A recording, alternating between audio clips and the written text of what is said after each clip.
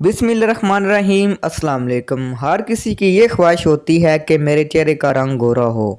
तो आज की वीडियो में मैं आपको बताऊंगा रंग गोरा करने का एक बेहतरीन और कारआमद घरेलू टोटका। अगर आप अपने चेहरे को नरम मुलायम रखना चाहती हैं, चेहरे का रंग गोरा करना चाहती हैं या चेहरे से दाग धब्बे ख़त्म करना चाहती हैं तो आप ये नुस्खा बनाकर इस्तेमाल करें और दुआओं में याद रखें। इंशाअल्लाह अगर आप ये नुस्खा बनाकर इस्तेमाल करेंगे तो चेहरे का रंग गोरा हो जाएगा। अगर चेहरे पर दाग धब्बे होंगे तो वो ख़त्म हो जाएंगे और चेहरा नरम व मुलायम हो जाएगा।